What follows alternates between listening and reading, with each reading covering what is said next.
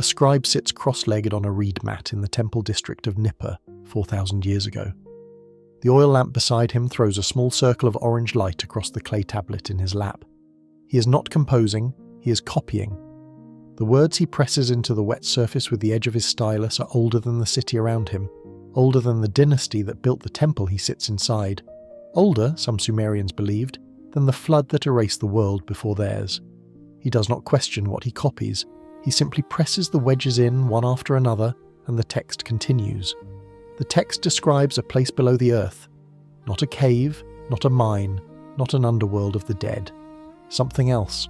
A body of water lying beneath the surface of the world, deep and cold and very old, in which certain beings had travelled and looked around and returned with knowledge of what they found there.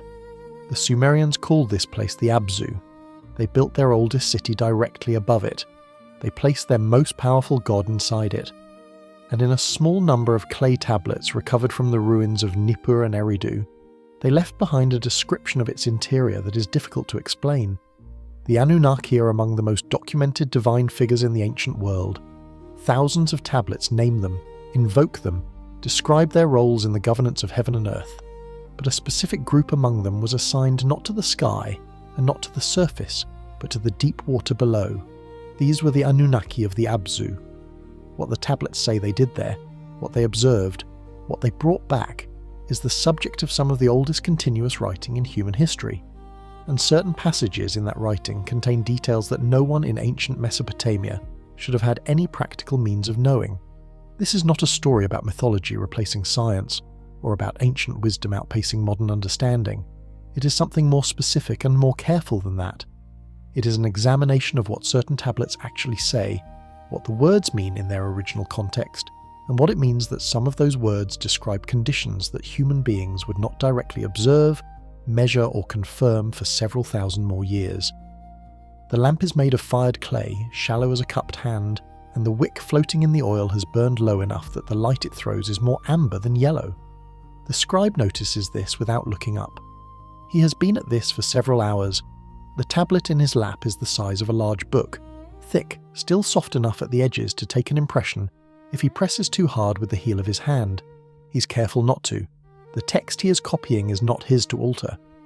Nippur, in the middle centuries of the second millennium before the Common Era, is not a political capital. It has no king of its own in the usual sense. What it has is a temple complex dedicated to Enlil, the god of wind and sky, and the authority of heaven, and that temple complex contains something that scribes across southern Mesopotamia understand to be of singular importance. A library. Not a library in any casual sense. A repository of tablets going back generations, some of them copies of copies, each generation of scribes reproducing the texts of the generation before, because the texts were considered too significant to be allowed to deteriorate into dust. The scribe sits in a room adjoining the main tablet hall. Around him, stacked in low clay bins and on shallow shelves pressed into the mud brick wall, are hundreds of tablets. Some are fired, permanent, the colour of pale sand. Others are unbaked, stored in cool shade to keep them workable for correction. The room smells of damp earth and sesame oil, and something faintly mineral that comes from the clay itself when it begins to dry. This is where the copying happens. Junior scribes bring tablets from the archive, set them beside a fresh block of clay, and reproduce the text character by character, wedge by wedge, working from the model tablet to the new one the way a craftsman works from a template. The system of writing in use here is already ancient by the time this scribe sits down to work. Cuneiform, the pressing of a reed stylus cut at an angle into wet clay to produce wedge-shaped marks, had been in continuous use in this part of the world for somewhere between 1500 and 2000 years by the middle of the second millennium before the Common Era. It began as an accounting system, a method for recording grain shipments, livestock counts, labour obligations. Tokens gave way to pictographs. Pictographs gave way to the abstract wedge combinations that can represent not just objects but sounds, syllables, entire concepts compressed into a small cluster of marks. By the time of this scribe, cuneiform can record anything a human voice can say.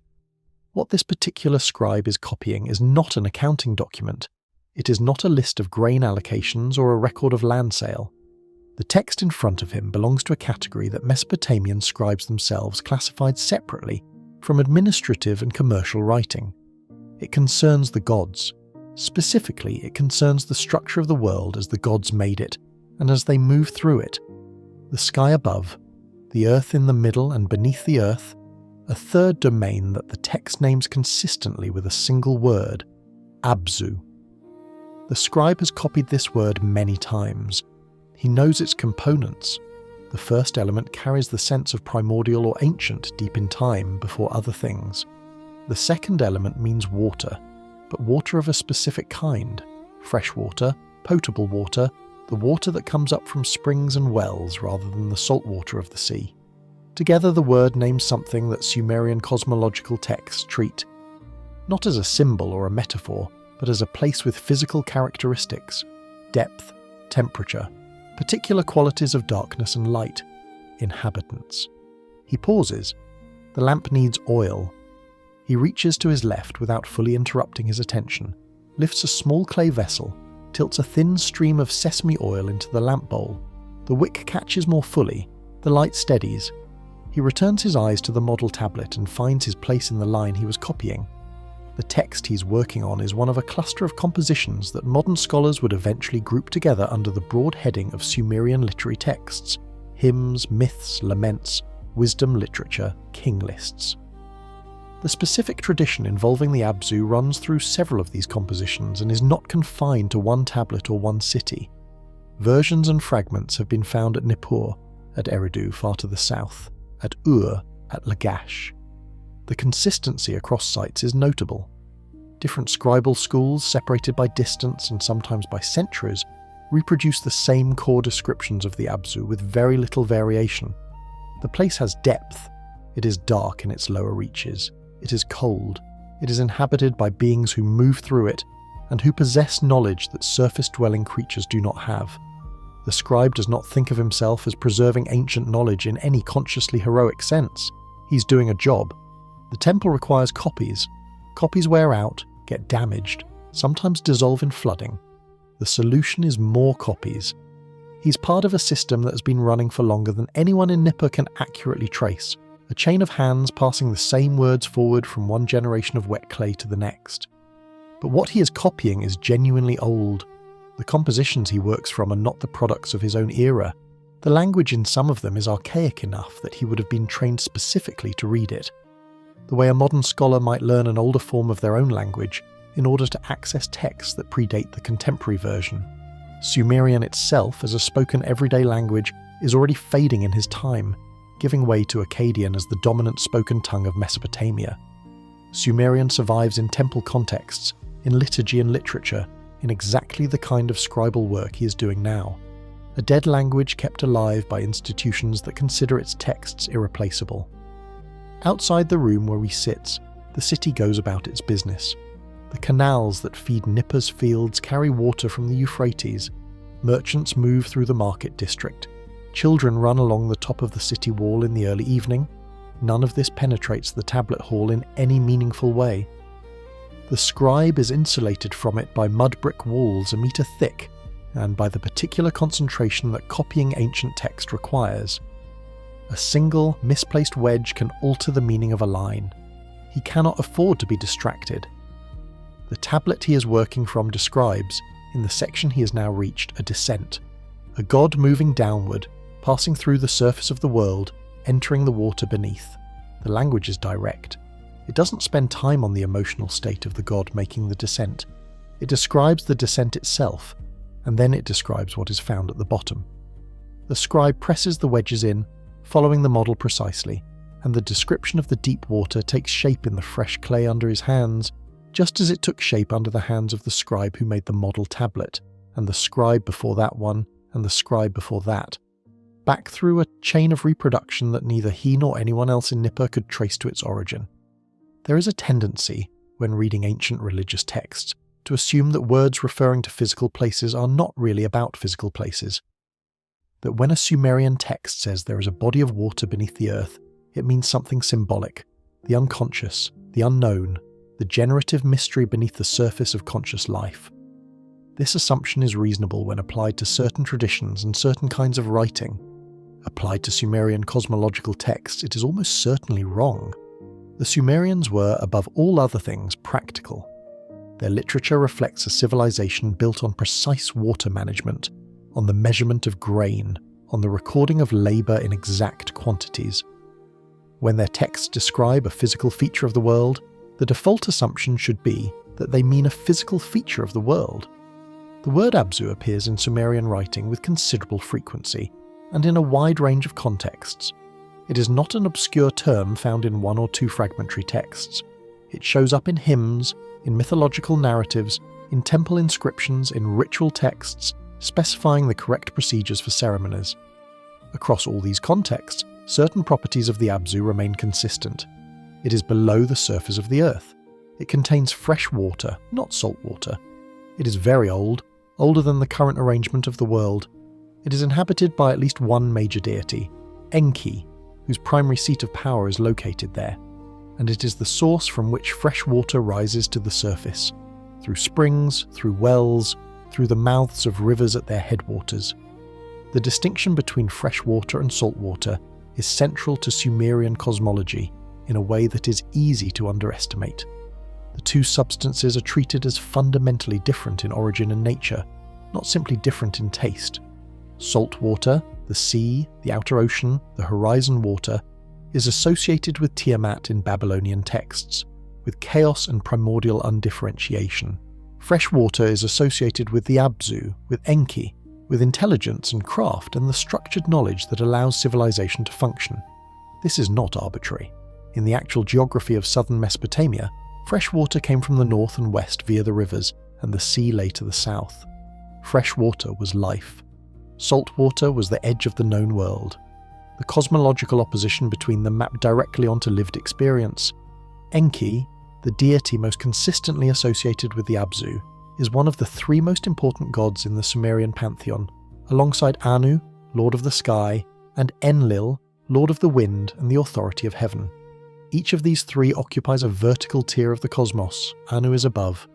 Enlil is at the surface, moving through the air between sky and earth. Enki is below, seated in the Abzu, governing the deep water and everything that comes out of it. This vertical structure is not decorative. It reflects a genuinely three-part model of the physical world: sky, surface, and subsurface. The Sumerians were not unique in holding such a model, but their articulation of it is among the most detailed and internally consistent in the ancient record. What exactly the Abzu contained, according to the texts, requires some care to describe accurately. The most immediate content is water, a vast body of fresh water that lies beneath the land and feeds surface water from below. But the texts do not stop there.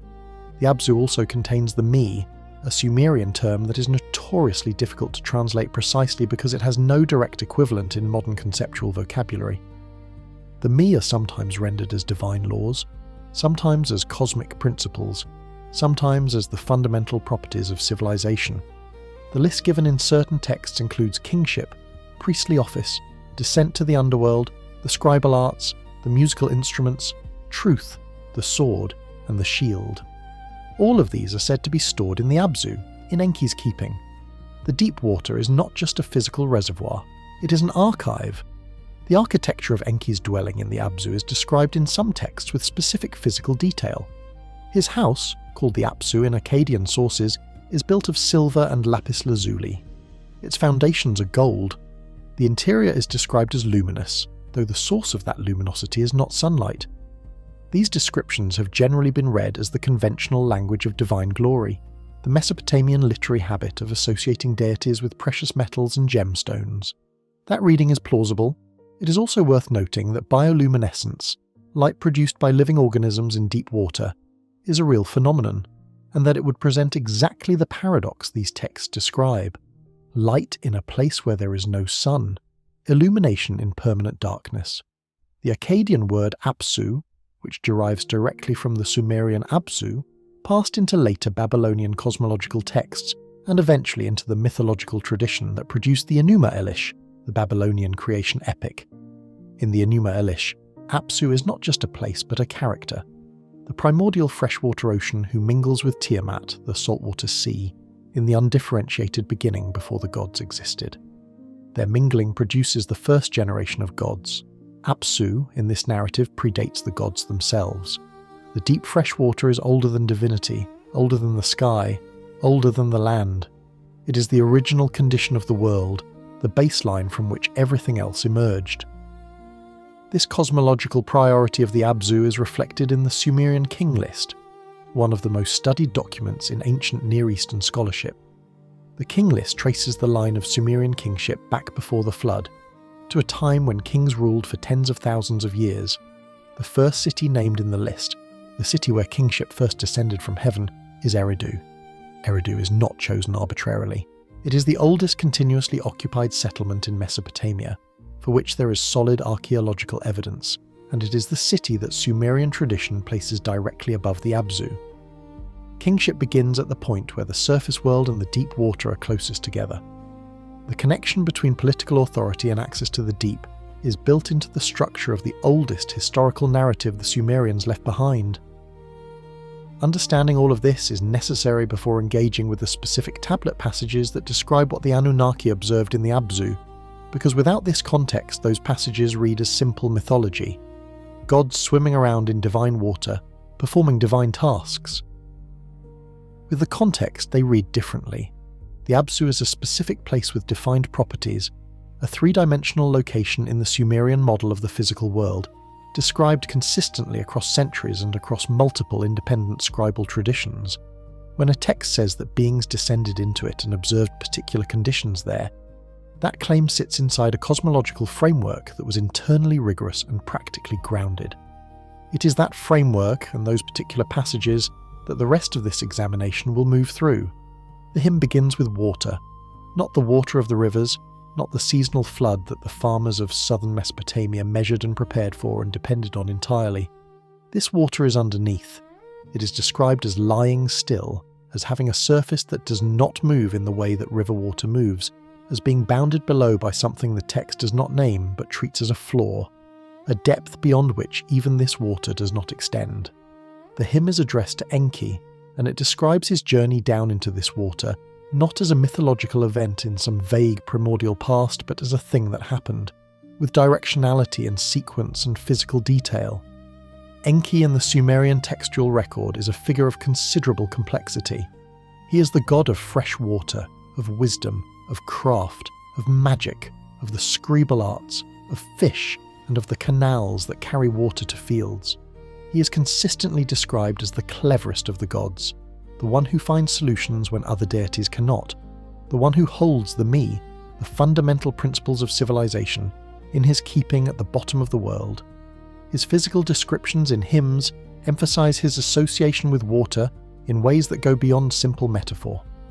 Fish swim around his feet. Water flows from his shoulders.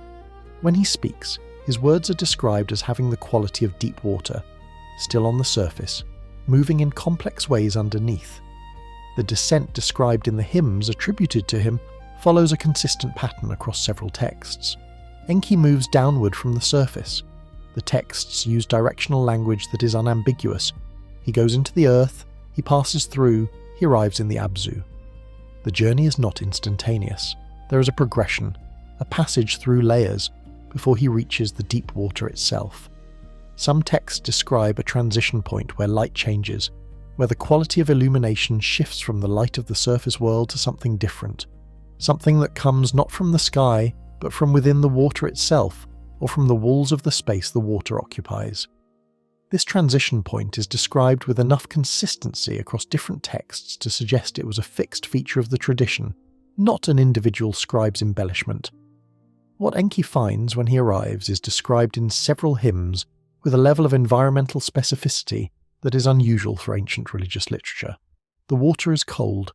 This detail appears with some regularity and is treated as a given characteristic of the Abzu rather than a condition that varies. The coldness is not described as hostile or inhospitable. It is simply a property of the place, the way the text might describe a city as being located on a river or a mountain as being covered in cedar. The Abzu is cold. Enki is there. These are stated facts. The texts do not explain why the water is cold any more than they explain why the rivers run south. It is simply how the Abzu is. The darkness of the deep Abzu is handled similarly. The texts are clear that the lower reaches of the Abzu receive no sunlight. This is not framed as a problem or as a threatening quality, it is descriptive. Enki moves in this darkness without difficulty, which the texts attribute to his divine nature, but the darkness itself is presented as a real property of the place rather than as symbolic obscurity. Some passages describe a luminosity that exists in the Abzu despite the absence of sunlight, a light associated with the walls of Enki's dwelling or with certain creatures that inhabit the deep water. The language used for this luminosity is distinct from the language used for sunlight or firelight in other contexts. It is a different kind of light, coming from within rather than from above. Creatures are mentioned. The texts refer to inhabitants of the Abzu that are not gods, not human, and not the familiar animals of the surface world. They are associated with the deep water specifically and do not appear in surface contexts in the same texts. Their exact nature is difficult to determine from the descriptions alone, which use terms that do not translate cleanly into modern biological categories. What is clear is that the Abzu is not empty. It has an ecology of some kind, a population of living things that belong to it and move through it, and Enki is their lord in the same way that he is the lord of the fish, in the rivers and the canals. One hymn describes Enki sailing across the surface of the Abzu in a boat before descending into it. This detail is striking because it implies that the Abzu has a surface, a horizontal plane of water extensive enough to navigate by boat before the water deepens below. The boat is named in the hymn. It is described as shining, as sitting on the water in a way that draws the attention of the other gods who watch from above. Enki's journey across and then down into the Abzu is treated as an act of governance. He is going to his seat of power, establishing his authority over the domain that belongs to him. The journey is purposeful. He is not exploring, he is arriving. The Atrahasis epic, which predates the Babylonian flood narrative that most people encounter through the Gilgamesh text, contains a passage in which the Anunnaki divide the cosmos among themselves by lot. Anu takes the sky, Enlil takes the surface of the earth, Enki takes the Abzu. The division is described as a formal allocation, a distribution of governance responsibilities among the three most powerful deities. Enki's assignment to the Abzu is not a consolation prize. The Abzu is described in this context as a domain of equivalent importance to the sky and the surface, a third of the cosmos, not an afterthought. He rules it the way Anu rules the stars and Enlil rules the wind. What the texts do not do, and this is worth stating clearly, is explain how Enki acquired the knowledge of the Abzu's properties. They present him as already knowing the deep water, already at home in it, already in possession of the understanding required to navigate it and govern it. The knowledge is prior to the texts themselves, embedded in the tradition at a level the scribes who copied these hymns did not question and did not feel the need to account for. Where did the description of cold water, of darkness, of interior luminosity, of creatures that belong only to the deep, come from? The texts do not answer that question. They simply carry the description forward, generation after generation, as a thing that is known. The mound called Nufa sits in what is now central Iraq, roughly 160 kilometers southeast of Baghdad, in a flat and largely featureless landscape where the land between the rivers has been depositing sediment for thousands of years.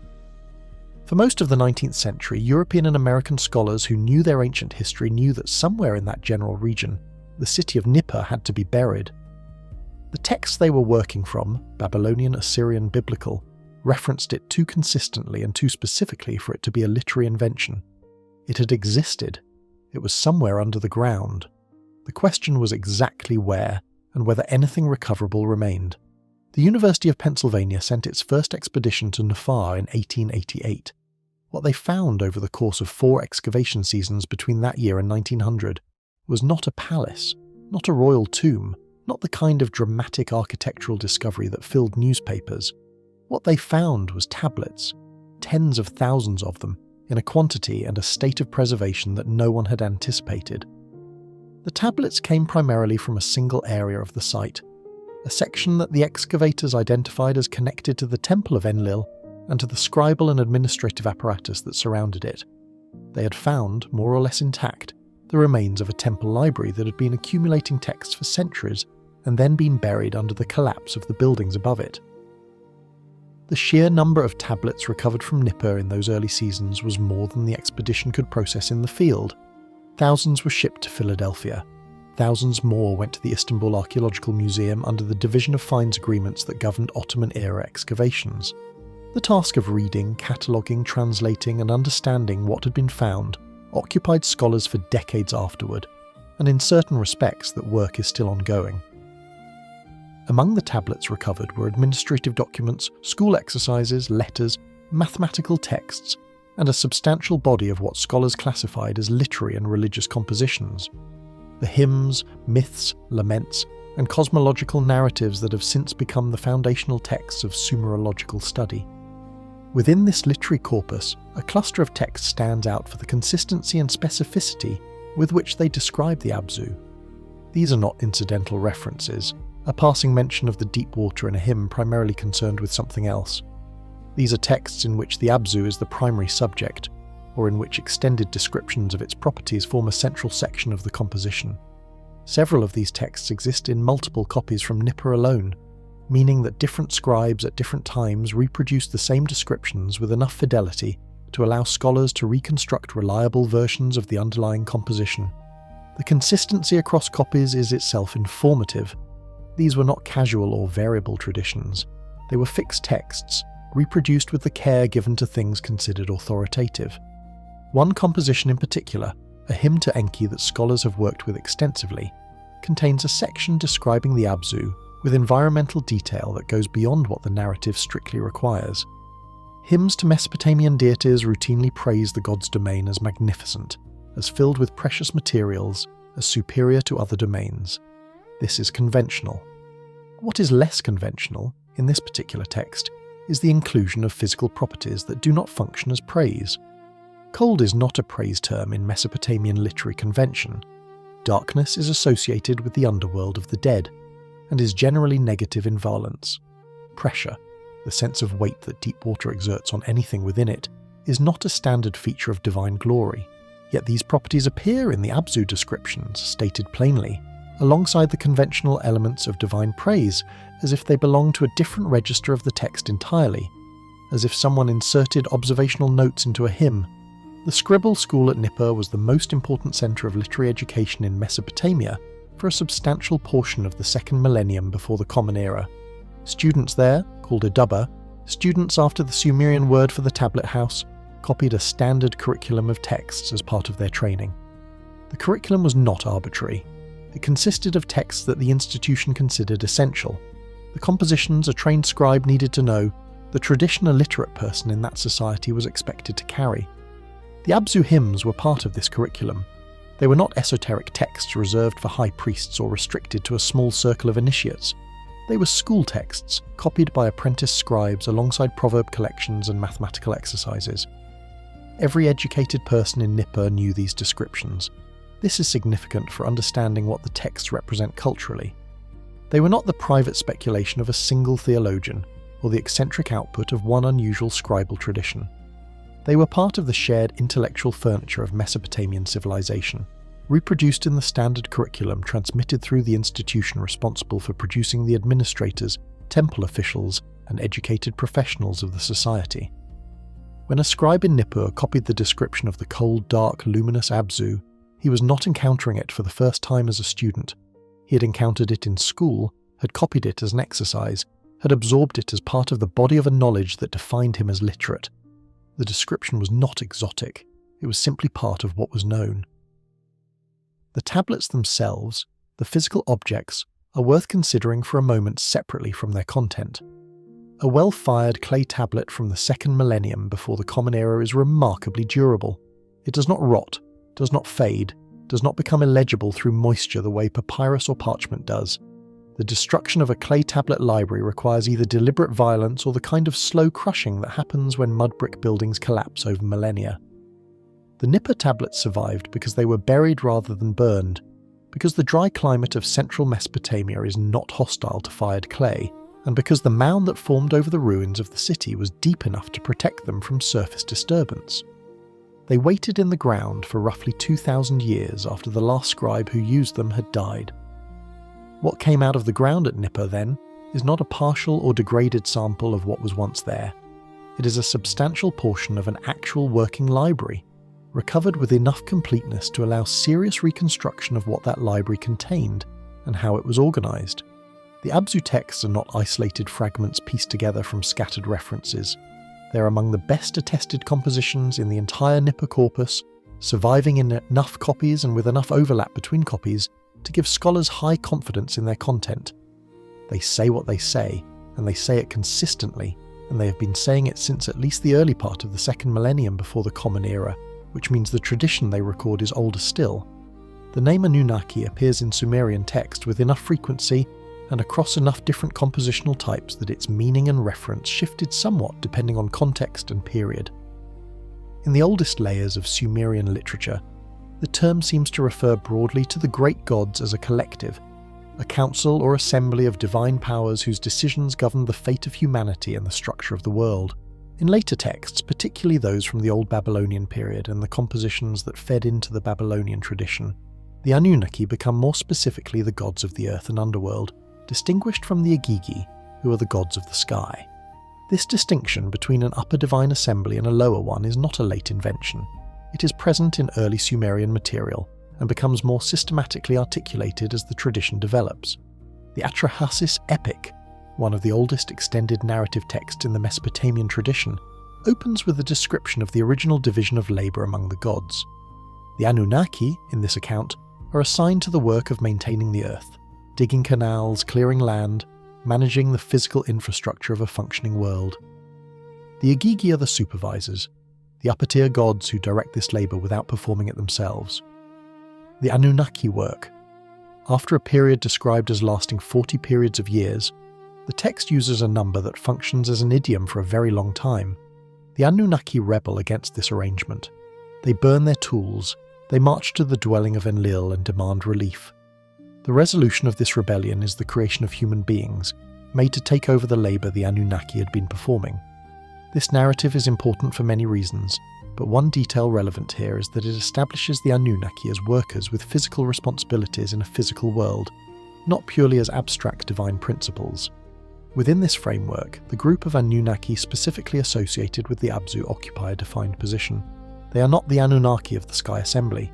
They are not the Anunnaki of the surface world. They are assigned to the deep water, to Enki's domain, and their presence there is not temporary or incidental. Several texts describe them as permanent inhabitants of the Abzu, as beings whose role and knowledge are specific to that environment. Enki rules over them in the Abzu the way Enlil rules over his assembly on the surface and Anu rules over the Heavenly Council. Each domain has its divine population. The Abzu's population is the Anunnaki of the deep. What these beings are described as doing in the Abzu varies across texts. Some passages frame their activity in terms of governance and record keeping. They maintain the me, the fundamental principles stored in the deep water, and ensure the continuity of the divine order from below. Other passages describe them in more operational terms, moving through the water, observing, reporting to Enki. The language used for their movement in the Abzu is interesting. They are not described as swimming in the way that fish swim. The texts use terms that suggest directed movement through water, purposeful transit from one part of the Abzu to another, more consistent with beings navigating a known environment than with creatures naturally adapted to it. The Sumerian king list, in its opening sections describing the period before the flood, places the first kings at Eridu and connects their authority directly to Enki and the Abzu. Some versions of the king list and related texts describe semi-divine or divine beings emerging from the water, figures called Apkallu, a word usually translated as sages or wise men, who are said to have brought the arts of civilization to humanity before the flood.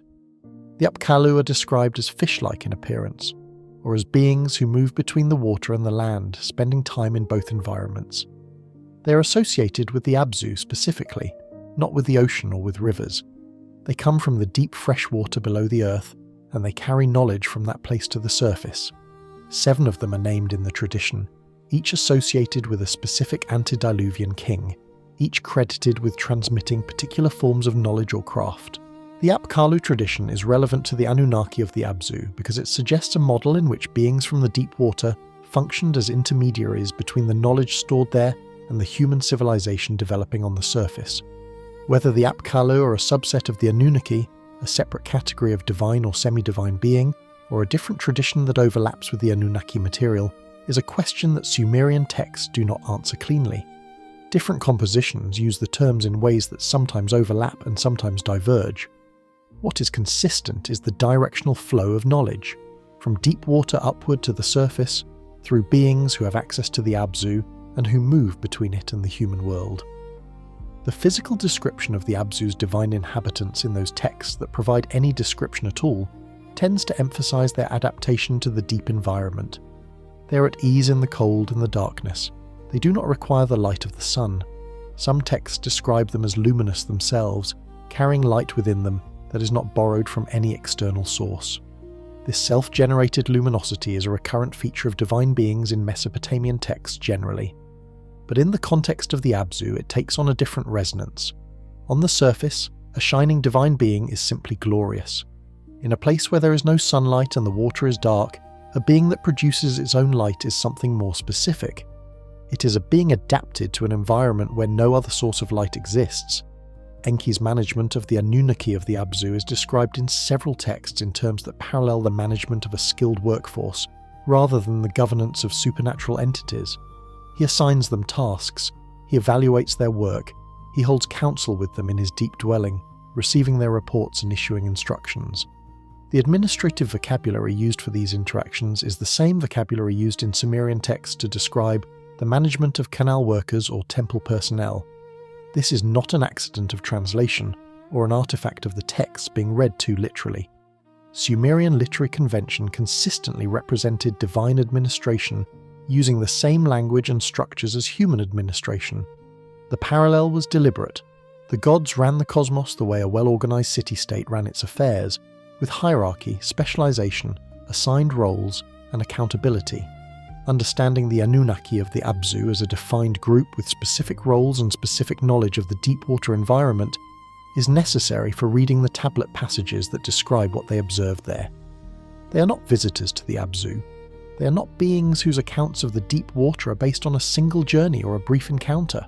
They are, according to the texts, permanent inhabitants of that environment, beings for whom the cold and the darkness and the pressure of the deep water are simply the conditions of their existence. When they describe what the Abzu contains, they are describing the place they live. There is a recognizable texture to mythological description in ancient literature. It tends toward the superlative. Things are the largest, the most ancient, the most powerful. Numbers become symbolic rather than precise. The language reaches for grandeur rather than accuracy. When a Mesopotamian text describes the throne of Anu, it is made of lapis lazuli and gold and sits above all things, visible from every point of the earth. This is the register of divine praise, and it is entirely consistent and expected. A reader familiar with ancient Near Eastern literature learns to recognize this register quickly and to read it for what it communicates, the relative importance and power of a deity, rather than as a literal physical description of furniture. Certain passages in the Nippur Abzu texts do not read this way. They are embedded within compositions that otherwise follow conventional mythological registers, and then they shift into something different. The shift is not dramatic. There is no formal marker in the text that indicates a change in mode. But the quality of the description changes. It becomes specific in ways that divine praise does not require and does not typically produce. Cold is described not as an attribute of divine power, but as a property of the water at depth. Darkness is described not as the absence of Enki's glory, but as a condition of the lower Abzu that exists independently of whether Enki is present or not. These are observational statements, not praise statements. They describe conditions rather than qualities. The cold of the deep Abzu is mentioned in enough independent passages across the Nippur corpus to establish it as a fixed feature of the tradition, rather than one scribe's addition. Surface water in Mesopotamia, the rivers and canals and marshes that dominated the landscape, was warm for much of the year. Fed by snowmelt in spring, yes, but sitting in a flat alluvial plain under intense sun for the remainder. Cold water was associated with springs, with wells, with water that came from below the ground. The Sumerians knew that water from depth was colder than water from the surface. This is consistent with their hydrological experience. What the Abzu texts describe is not simply cold water, but water that becomes colder with depth, a gradient of temperature that the texts convey through the way Enki's descent is narrated, passing through water that changes as he goes deeper. A temperature gradient with depth is a real property of bodies of water, and it is not an intuitive thing to describe accurately without direct experience of it. The darkness of the deep Abzu is described with a precision that goes beyond the conventional underworld darkness of Mesopotamian literature. The underworld of the dead, the Kur, the land of no return, is dark in a way that is presented as a moral and existential condition, an absence of the good things of life. The darkness of the lower Abzu is described differently. It is a physical condition, the absence of light at a particular depth, existing alongside the cold as a paired environmental property. Some passages describe a threshold, a level at which light from above no longer penetrates, below which the water is in permanent darkness, regardless of the time of day on the surface. This is an accurate description of what happens in deep bodies of water. Light penetration in water decreases with depth, and below a certain point, which varies with water clarity but exists in every sufficiently deep body of water, sunlight does not reach. The Sumerians had no deep ocean to observe. Their direct experience of water was rivers, canals, marshes, and shallow coastal areas of the Persian Gulf. A light extinction threshold at depth is not something they could have derived from observation of the water bodies available to them. The luminosity described in the lower Abzu is the third element of this cluster of unusual details. The texts describe light in the deep water that is not sunlight, not firelight, not the reflected light of the moon. It is described as coming from living things, from creatures in the water, from the surfaces of objects in Enki's dwelling, from the beings who inhabit the deep. The language used for this light is distinct from the language used for divine radiance elsewhere in the texts. Divine radiance in Mesopotamian literature is typically described in terms of overwhelming brightness, of light that forces other beings to avert their eyes, of illumination that emanates from a god the way heat emanates from fire. The light in the Abzu passages is described as softer, as patchy rather than continuous, as belonging to specific points or surfaces rather than filling the space. This is a reasonable description of bioluminescence, the production of light by living organisms, which is the only light source in the deep ocean below the photic zone. Bioluminescence does not fill a space with even illumination. It appears in patches, in moving points, in the outlines of organisms that carry it. The Abzu texts describe light in exactly this distribution. There is also the matter of pressure, or something that functions like pressure in the texts. Several passages describe objects or beings in the deep Abzu as behaving differently than they would at the surface, moving more slowly, requiring more effort to move through the water, as if the water itself has more resistance at depth. The Sumerian vocabulary for this is not a technical vocabulary of hydraulic pressure. It is the vocabulary of effort and weight, of things being heavier than expected. But the phenomenon being described is consistent with what water pressure does to objects and movement at depth. Water becomes denser and more resistant under pressure. Movement through deep water requires more effort than movement through shallow water. This is not an obvious or counterintuitive observation, but it is also not something a person living in the flat, shallow waterways of Mesopotamia would have much occasion to notice. None of these individual details taken alone is impossible to explain without reference to actual deep water observation. Cold water exists in wells, darkness exists in caves, glowing things exist in swamps, where bioluminescent bacteria are common enough to have been observed by anyone spending time near stagnant water at night. Resistance in water is something any swimmer experiences. The question is not whether each detail has a surface-level explanation. The question is why this particular cluster of details, cold increasing with depth, light extinguishing at a threshold, bioluminescence distributed in patches, water resistance increasing with depth, appears together consistently in descriptions of a single place. The combination is what is difficult to account for. The passages in question are not the whole of the Abzu descriptions in the Nippur corpus. They are a specific subset, embedded within longer compositions, that carry a different register than the surrounding text. A careful reader of these compositions in the original Sumerian, and this observation has been made by scholars working directly with the tablets, not by enthusiasts reading translations, notices that these passages function differently than the divine praise and mythological narrative around them. They read like reports, not the reports of a modern scientist, not systematic observations organised according to any methodology, but reports nonetheless in the sense of statements about conditions observed in a specific place, stated as facts rather than as praise, carrying a specificity that the genre of divine hymn does not require and does not elsewhere produce.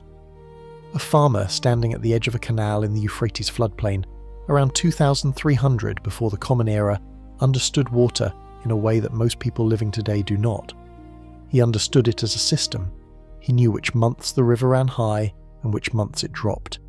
He knew the difference between the brown, sediment-heavy water of the spring flood and the clearer, slower water of late summer. He knew that water moved from high ground to low ground, and that maintaining the channels that directed it required constant physical labour, clearing silt, reinforcing banks, opening and closing sluice gates at precise times. His knowledge of water was not theoretical, it was practical, accumulated over generations, and it was detailed in ways that would surprise anyone who assumes that ancient agricultural societies had only a vague relationship with the natural world they depended on.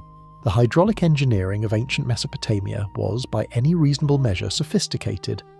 The irrigation systems that supported the cities of Sumer and Akkad were not simple ditches dug from rivers to fields.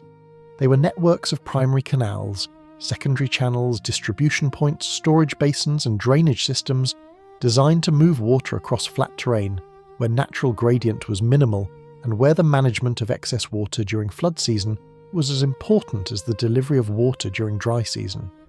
Building and maintaining these networks required an understanding of water flow, sedimentation, soil permeability, and seasonal variation that was empirically grounded and technically demanding.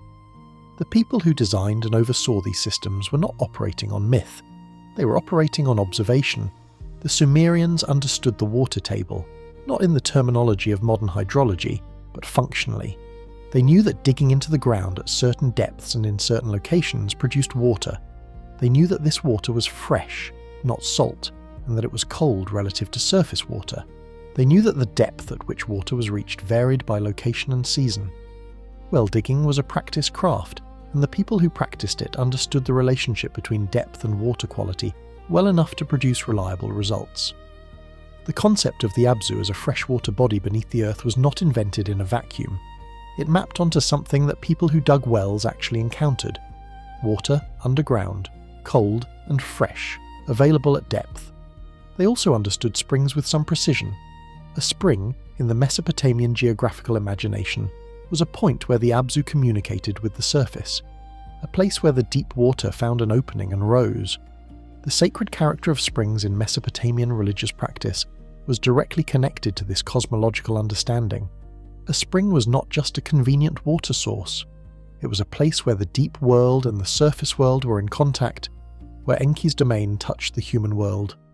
The ritual use of spring water in temple ceremonies, the building of temples near springs in certain cases, the specific invocations used when drawing water from a spring, all of these practices reflect a coherent model of where spring water came from and what it was connected to. Coastal and riverine Mesopotamians also had practical knowledge of the Persian Gulf, which was shallower and more navigable in antiquity than it is today, and was actively used for trade. Merchants and fishermen operating in the Gulf had direct experience of tidal variation, of the behaviour of sediment in shallow coastal water, of the differences between inshore and offshore conditions. The Gulf is not a deep ocean. Its maximum depth is around 90 metres in its deepest parts, and most of it is considerably shallower. Fishing in the Gulf would have given Mesopotamians some experience of the behaviour of water at moderate depths, the way light changed, the way temperature varied, the way different creatures inhabited different depth zones. But the Gulf's shallow profile means that the extreme conditions of the deep ocean, complete light extinction, dramatic temperature gradients, the particular bioluminescent phenomena of the abyssal zone, were not accessible to anyone fishing or trading in it. The Mesopotamians knew about fish with a specificity that reflects sustained observation. Sumerian and Akkadian texts contain detailed vocabulary for different species, different sizes, different habitats.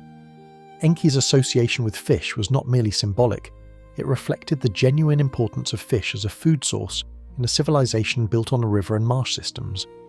Lists of fish species in administrative and literary texts are long and carefully differentiated. Fishermen working the rivers and marshes of southern Mesopotamia had detailed knowledge of which species lived where, at what depths, in what seasons, on what food. This is the kind of knowledge that accumulates through generations of direct practice. It is real knowledge, empirically grounded, genuinely sophisticated within its domain.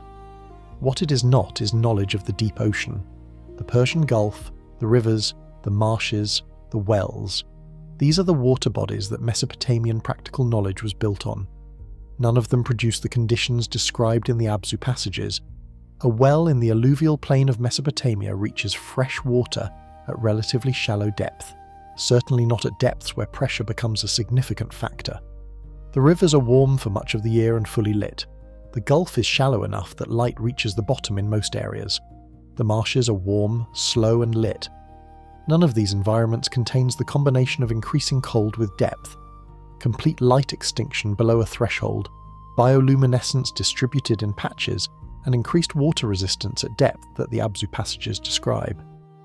This is the baseline against which the Abzu passages need to be evaluated. The Sumerians were knowledgeable about water in the ways that a civilization built on water management would be knowledgeable. Their knowledge was real, practical, and in many respects impressive. It was also bounded by geography and technology. They had no means of descending to significant depth in any body of water available to them. They had no instruments for measuring temperature or pressure at depth. They had no way of observing the light extinction threshold in deep water, because no water in their environment was deep enough to produce one. The knowledge embedded in the Abzu passages, if it reflects actual observation of real conditions, comes from somewhere outside the range of what Mesopotamian practical experience could have supplied. That gap is the thing that requires explanation, and the texts themselves offer only one account of how it was bridged. Beings who lived in the deep water, who had been there since before the current arrangement of the world, and who knew what was down there because it was where they were from. The city is older than its own records. That is the first thing to understand about Eridu.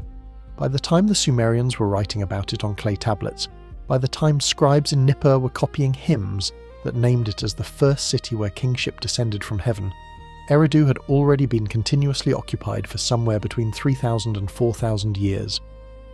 The mound that marks its location, in what is now southern Iraq, contains archaeological layers going back to approximately 5,500 before the Common Era, making it one of the oldest continuously occupied urban sites in the world.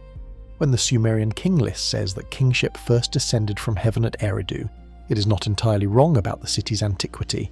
It is simply expressing in divine terms what the archaeology confirms in physical ones. Eridu came first. The site sits in what was, in antiquity, the far south of Mesopotamia, near the edge of a region of marshes and lagoons that bordered the Persian Gulf. The landscape around it would have been flat and wide, with the marshes stretching south and east, reed beds dense enough to lose a boat in, the sky enormous in every direction. Fresh water in this environment was not guaranteed. The rivers brought it, the rains brought it occasionally, and the ground itself yielded it at certain depths.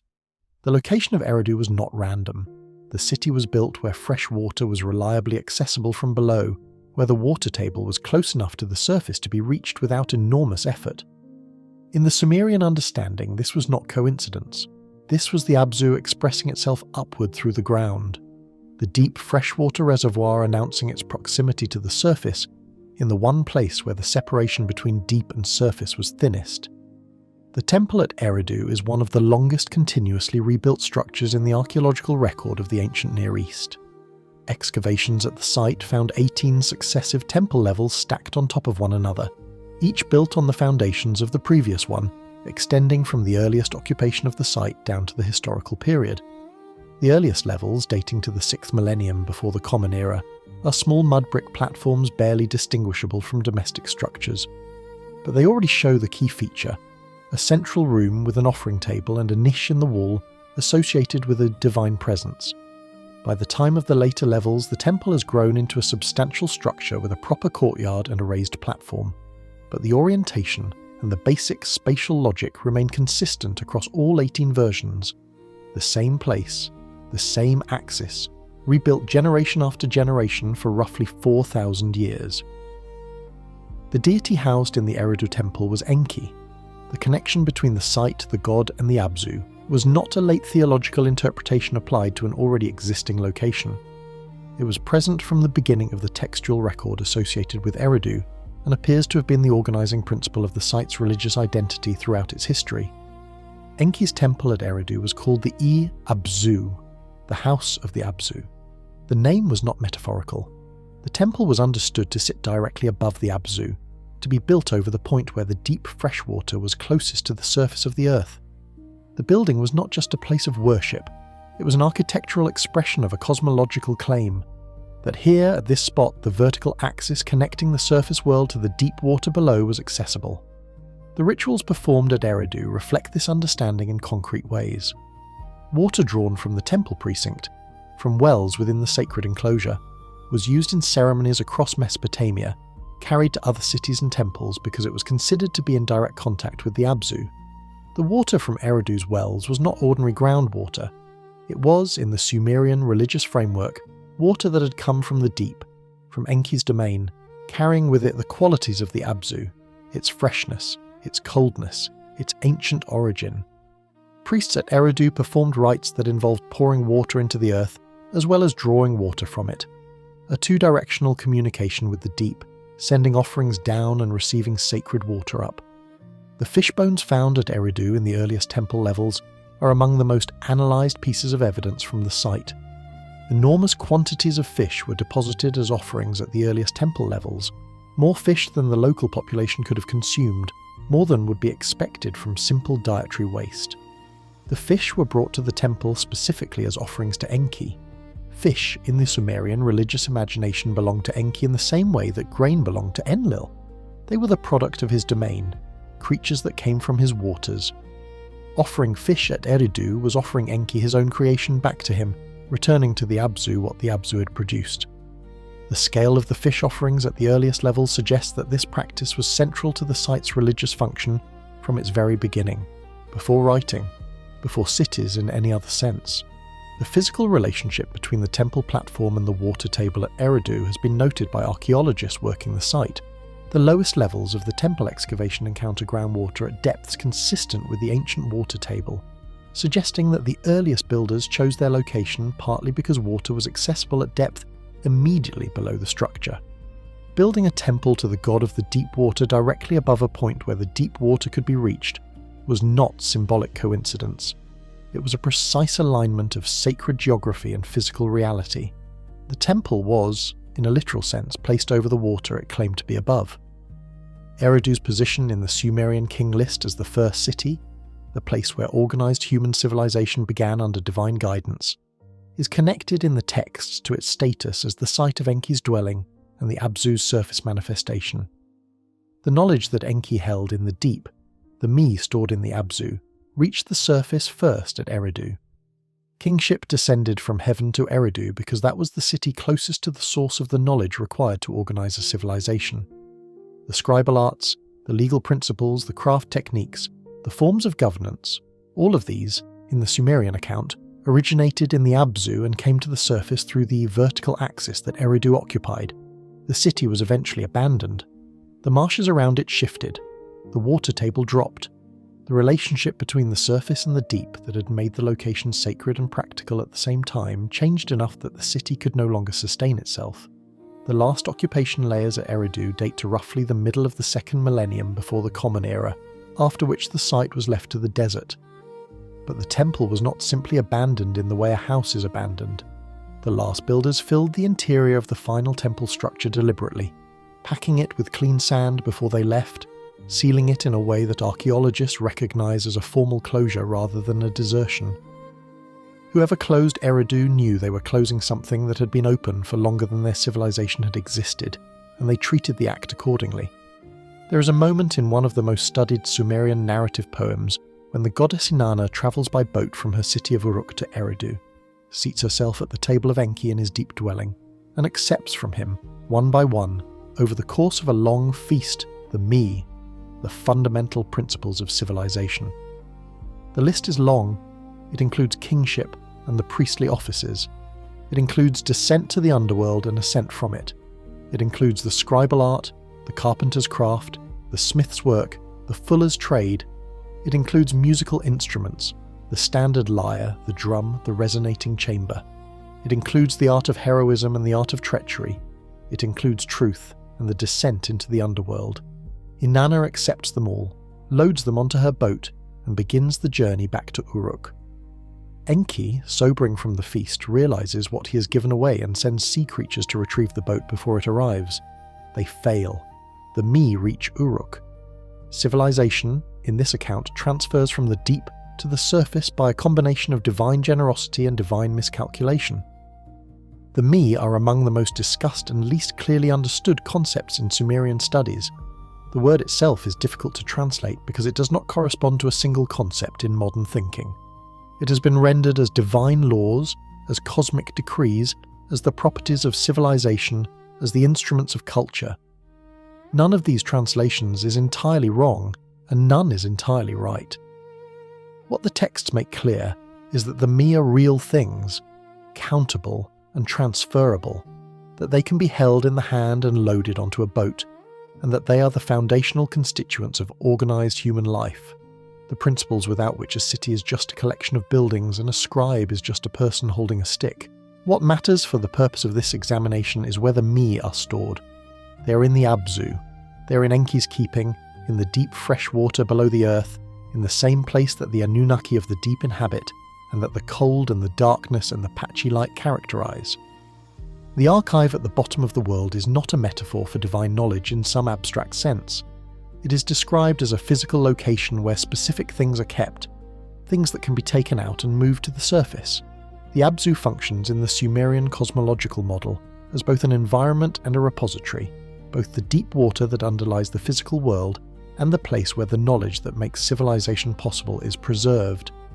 The concept of knowledge stored underground or underwater or in a deep place beneath the accessible world appears in enough independent traditions that it requires some consideration as a category. The Sumerian Abzu is the most developed version of this concept in the ancient Near East, but it is not isolated. Egyptian cosmology has the Nun, the primordial waters beneath the earth from which the first mound of creation emerged, associated with the origin of divine knowledge. The Hindu tradition has the Vedic waters of the deep, associated with hidden cosmic principles. The Norse tradition has the Well of Mimir, located at the root of Yggdrasil, containing wisdom that even Odin must sacrifice for. These are not the same tradition, and drawing direct lines between them requires more caution than the similarities invite. But the pattern, deep water, as the location of stored, original foundational knowledge, appears independently across cultures that had no direct contact with one another. The Sumerian version is distinctive in its specificity. The Mi are not vague wisdom. They are enumerated. The lists of Mi in different texts vary somewhat in their contents but share a core, and that core covers the entire range of human organised activity: governance, religion, craft, music, law, warfare, agriculture, the arts of writing and communication. This is not a list of abstract cosmic principles. It is a functional inventory of what a civilization requires to operate. Someone or something compiled this inventory and stored it in the Abzu. The texts do not explain who compiled it or when, only that it was there, that Enki was its guardian, and that it came to the surface through a process of transmission that involved the beings who had access to the deep. The Apkallu, the seven sages associated with the antediluvian kings, are the primary agents of this transmission in the texts that describe them. Each Apkallu is credited with bringing a specific body of knowledge or craft to humanity.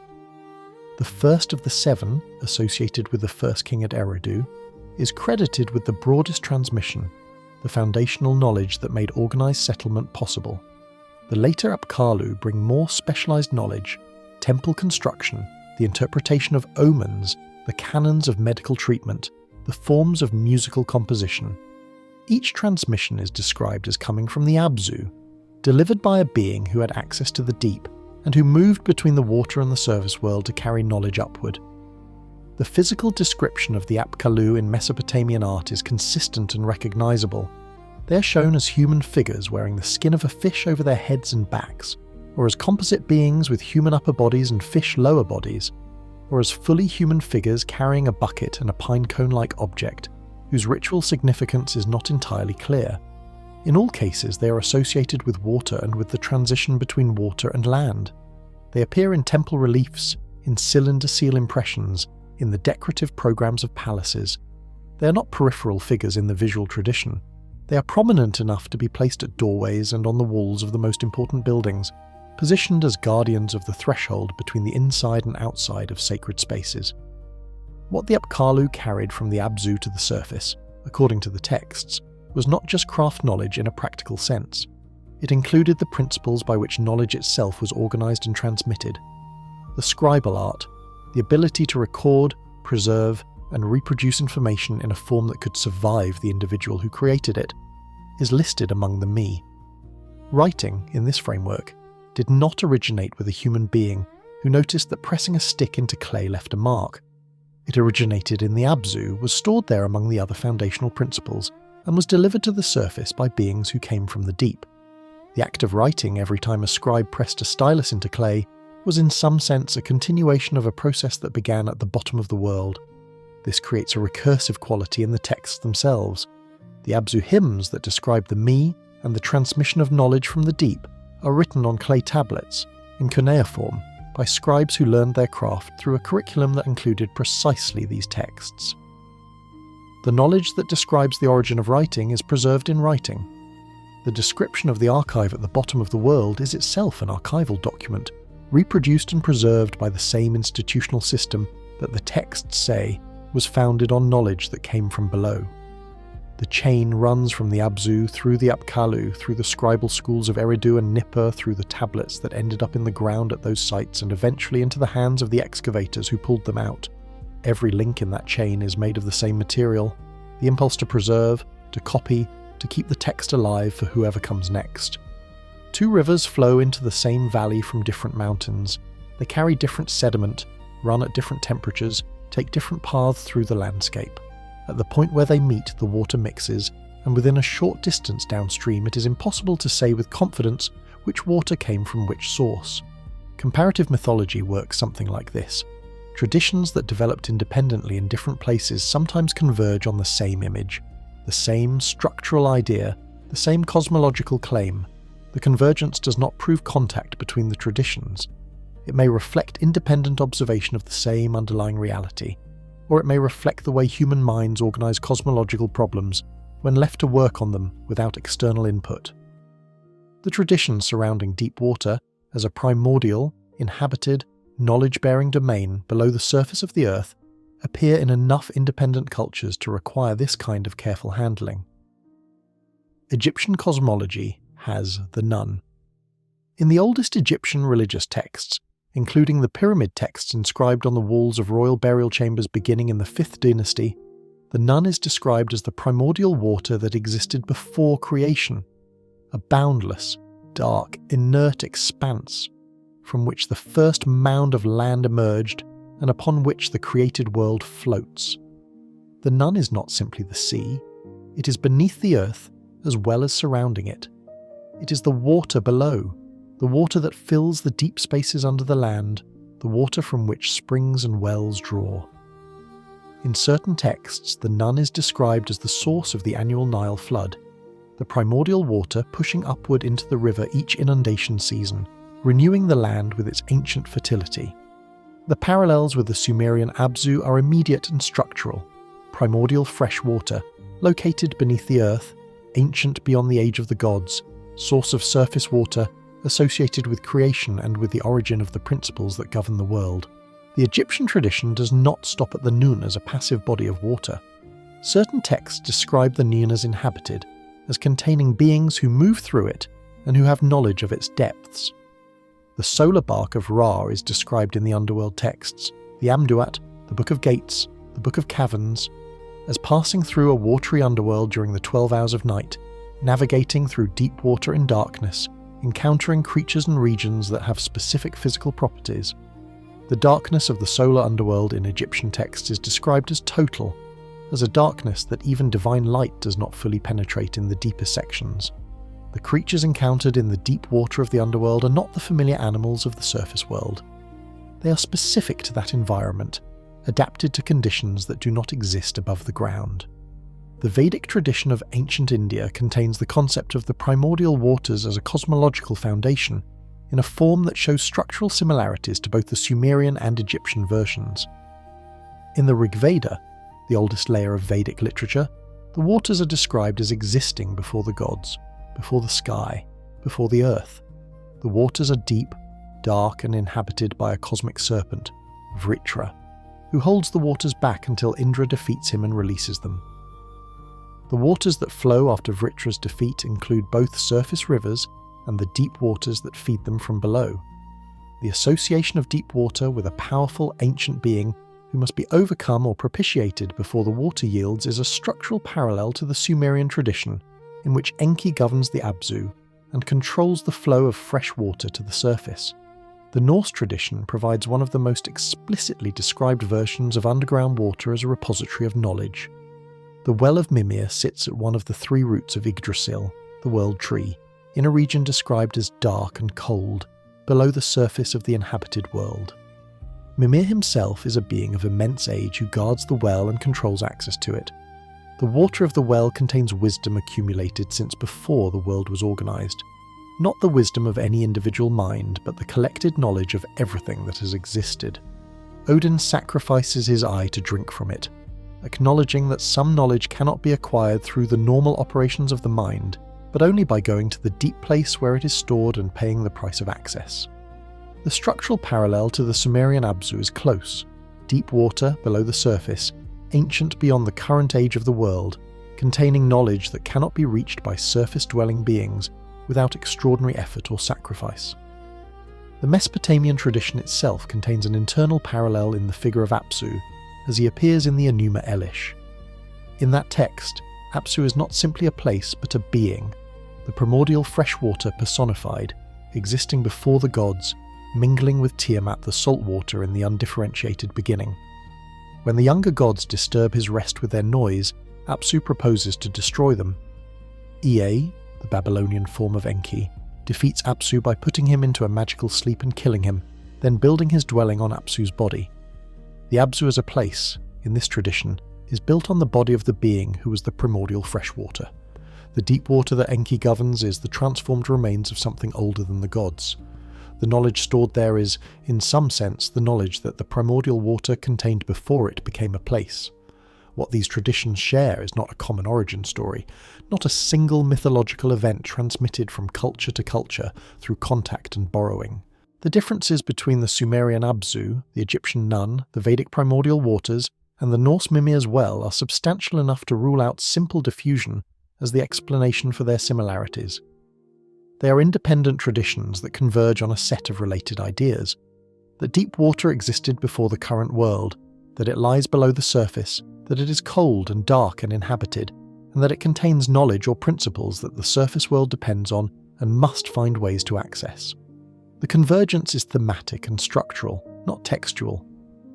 One explanation for this convergence is that it reflects a genuinely universal feature of human cosmological thinking, that when people organize their understanding of where the world came from and where fundamental principles are kept, they tend to look down as well as up, toward depth and darkness, as well as toward height and light.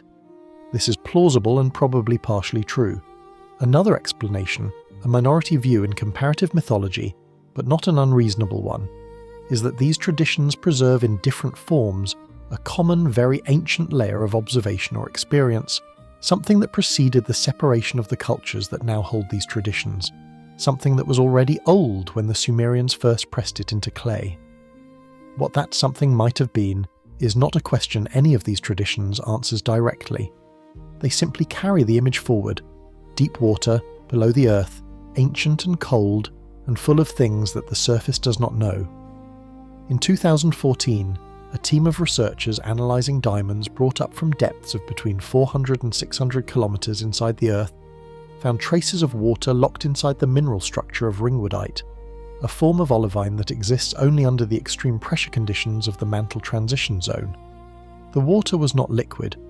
It was bound into the crystal lattice of the mineral, present as hydroxyl groups incorporated into the structure of the rock itself. The quantity implied by the sample was not trivial. The researchers calculated that the transition zone, a layer of rock sitting between roughly 400 and 660 kilometres below the surface, could contain as much water as all of the Earth's surface oceans combined, possibly more. The water has been there, locked in that form for a very long time. It did not come from the surface. It was incorporated into the mantle during the formation of the planet and has remained there, under pressure, in the dark, ever since. This discovery received substantial attention in the scientific press and a somewhat larger amount of attention in the popular press, where it was often described as the discovery of an underground ocean. That description is not quite accurate. The water in the mantle transition zone is not liquid water sitting in a cavern. It is water chemically bound into rock under conditions that no living thing could survive. But it points towards something real. The Earth contains water at depths that were not fully appreciated until relatively recently, and the distribution of that water through the interior of the planet is still being mapped with any precision. The simple model of a rocky interior with water only at the surface is not accurate. Water goes deep. How deep and in what forms is an active area of research.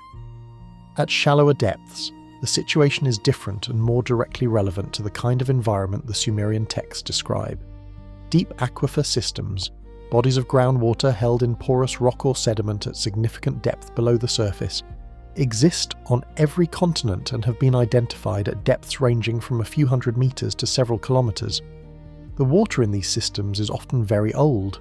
Some deep aquifer water has been dated using isotopic methods and found to be millions of years old, isolated from the surface water cycle since before the current configuration of the continents. It has been sitting in the dark, in cold rock, under pressure, for longer than our species has existed. It is fresh water, not salt water, in most cases, because the geological processes that produce the aquifer structures separated the fresh groundwater from the saline formations that often occur nearby. The temperature of deep groundwater is not simply cold in the way that a refrigerator is cold. It follows a gradient. Near the surface, groundwater temperature tracks roughly with local air temperature, varying seasonally. Below a depth of roughly 15 to 20 meters in most locations, seasonal variation disappears and the water stabilizes at the mean annual temperature of the region. Below that, the temperature begins to increase again as geothermal heat from the Earth's interior conducts upward through the rock. The result is that there is a depth zone, variable by location but real everywhere, where groundwater is at its coldest relative to both the surface and the deep interior. This is the zone where cold and dark coincide most completely, where the water has been isolated from the surface long enough to lose its connection to the seasonal cycle, and where geothermal warming has not yet begun to dominate. The Abzu descriptions of cold water at depth are consistent with this real property of deep groundwater systems. Microbial life in deep groundwater has been one of the more unexpected findings of subsurface geology over the past several decades. The assumption, reasonable enough before systematic sampling began, was that life required sunlight, at least indirectly, and that the deep subsurface was therefore essentially sterile. This assumption turned out to be wrong.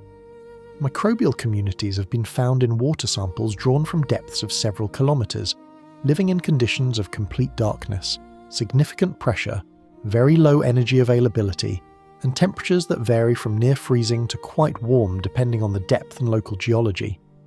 These organisms do not depend on photosynthesis. They derive energy from chemical reactions between water and rock, a process called chemolithotrophy, the use of inorganic chemical energy rather than sunlight. They are slow metabolizing, ancient in lineage, and entirely adapted to an environment that has no connection to the surface world. Bioluminescence in deep water is better documented in marine environments than in groundwater systems, but the principle is the same. Bioluminescence, the production of light through chemical reactions in living organisms, is found in a wide range of deep-sea species, including bacteria, fish, invertebrates, and various planktonic organisms. In the deep ocean, below the photic zone where sunlight no longer penetrates, bioluminescence is estimated to be produced by the majority of living organisms. It is not a rare adaptation. It is the standard response to an environment where no other light exists. The light it produces is patchy, discontinuous, appearing in points and outlines rather than as a general illumination.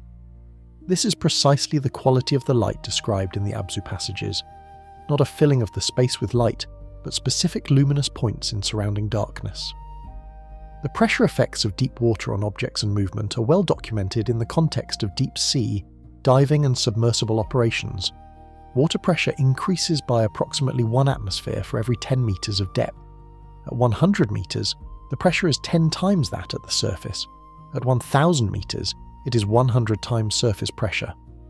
The effect on the human body without protection is rapidly fatal, but the effect on objects and on movement through the water is also significant at depths far less extreme.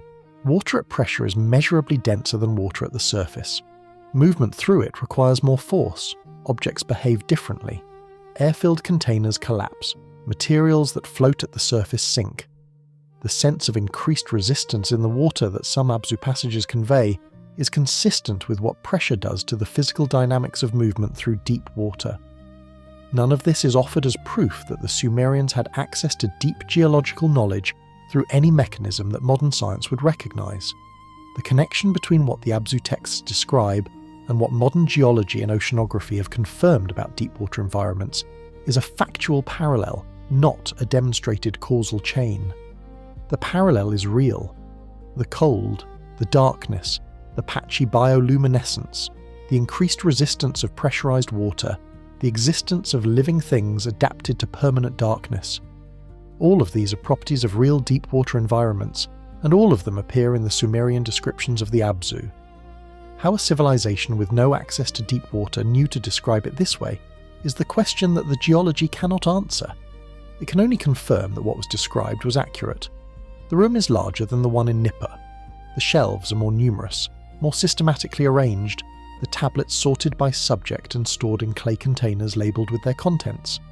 A man moves along one of the rows in the early part of the 7th century before the Common Era, in the city of Nineveh, in the library that the Assyrian king Ashurbanipal has ordered assembled from every corner of the known world. The king has sent scribes to every city with a significant tablet collection, to Nippur, to Babylon, to Uruk, to Sippar, with instructions to copy everything deemed important and send the copies back to Nineveh. The result is the largest collection of written material assembled in the ancient world up to that point. Tens of thousands of tablets covering medicine, omens, astronomy, literature, law, ritual, history, and the cosmological texts that had been circulating in various forms for over 1,000 years before the library's construction. The scribe working in this room tonight is not a junior apprentice doing his exercises. He is a senior copyist, assigned to the most important texts in the collection, responsible for producing the master copies that will form the core of the library's literary holdings. The tablet he is working from is old. Its edges are worn, some of the signs in the lower left corner damaged by moisture at some point in its history, requiring him to consult a second copy of the same text to fill in the gaps.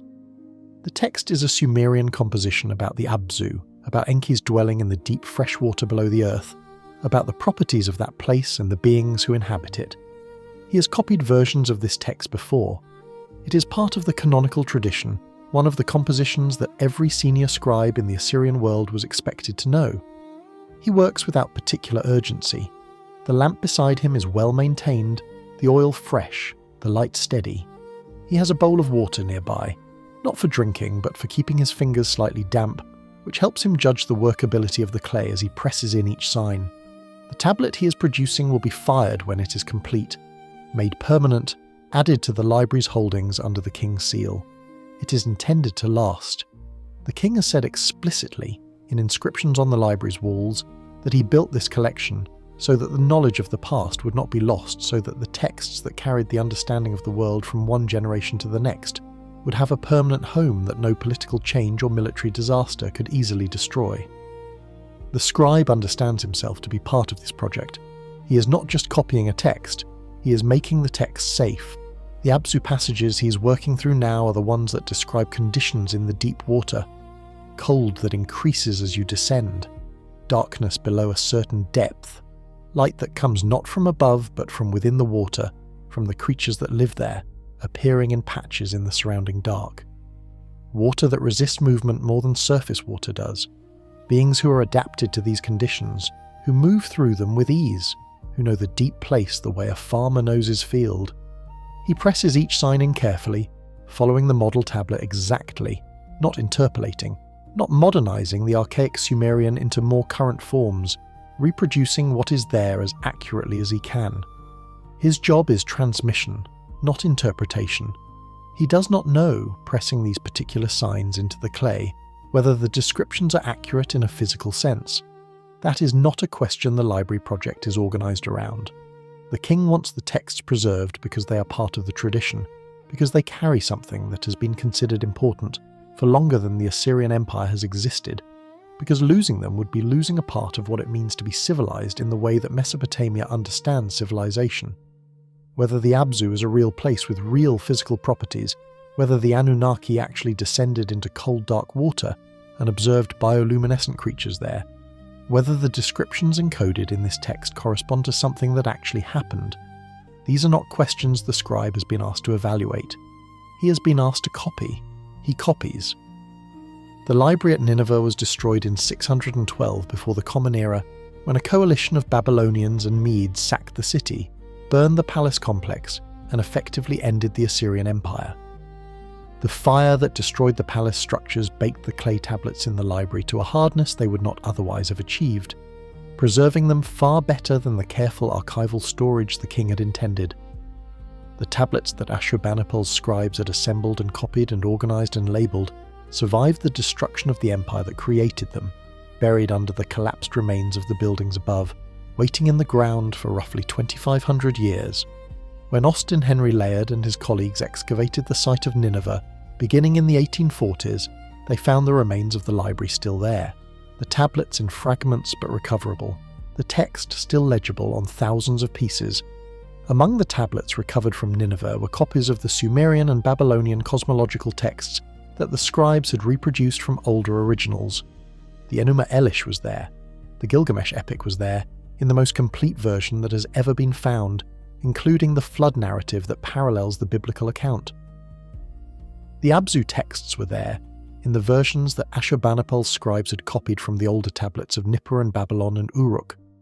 The chain of transmission had held, from the original compositions to the Nippur scribal school, through 1,000 years of copying and recopying, to the Nineveh library, through the fire and the collapse and the centuries underground, to the excavation and the museum collections and the scholarly analysis. The text arrived. What arrived, and what any careful reader of that text encounters, is a description of the deep that is more specific than mythology requires, and more accurate than the geography and technology of ancient Mesopotamia should have permitted. The cold increases with depth. The light extinguishes below a threshold. Something luminous moves in the dark water. The resistance of the deep is greater than the resistance of the surface. Beings who knew these things lived there, or so the texts consistently say, and they transmitted what they knew upward through this chain of transmission that ends in one direction, with the scribe in Nineveh pressing signs into wet clay by lamplight, and in the other direction with whatever lies at the origin of the tradition, before Nippur, before Eridu, before the flood that the texts say erased the world before this one. What sits at that origin is the one thing the tablets, for all their specificity, do not say.